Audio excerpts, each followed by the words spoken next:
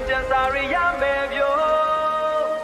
ဒီနေ့တင်ကြံမှာတခြားမင်းကြီးကလက်တစ်ဖက်စီပုံခုံကိုင်းလက်တစ်ဖက်ထီကိုင်းပြီးလမ်းလျှောက်ပြီးလူကြီးကိုစင်းမဲ့တယ်ဗျို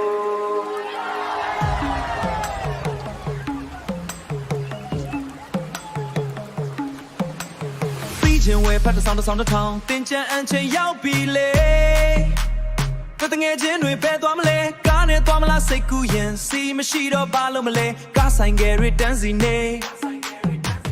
စီဆိုင်ရှိမှဆောင်ရင်ပဲစီရတဲ့ချိန်တင်ကြံပြီးပြီဆိုတာပဲဟိုးနဲ့တွေ့လို့မနှက်နှက်ရှိမှမုံလုံးရေပေါ်စားခြင်းနဲ့မယုတ်သီးထိပြီးရေမောခဲ့အဲ့ဒီနေ့တွေသတိရတယ်လမ်းလျှောက်တင်ကြံကားမရှိလဲပြောလို့ရတယ်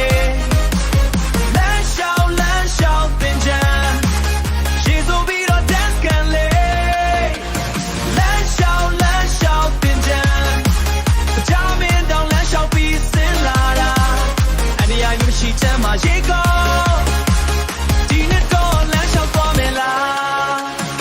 စီစေးတွေတက်သွားပြီဝဲချင်တိုင်းလည်းမရဘူးလေဘတ်ဂျက်ထဲမှာမဆန်းတော့လမ်းလျှောက်တာပဲကောင်းမယ်နော်ကားမရှိတော့အနားမှာပဲလမ်းထဲမှာပဲရေလောင်းပြီးပျော်ရတာလည်းတစ်မျိုးလေးကောင်း DJ B နဲ့ဆိုင်ဝိုင်းတန်ပေါင်းဆက်ပြီးတော့ကခုံမယ် Kid the remix နဲ့ပဲမြန်မာ vibe ကိုထိန်းထားမယ်လမ်းလျှောက်တင်ကြံမြို့ထဲလမ်းလျှောက် party ဖြစ်လမ်းလျှောက်တင်ကြံပင်ပန်းပေမဲ့ happy ဖြစ်လမ်းလျှောက်တင်ကြံ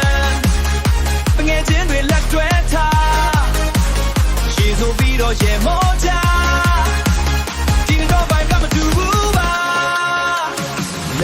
ဘူးဆိုရင်တော့ဘုံကြီးချောင်းကိုသွားလို့ရ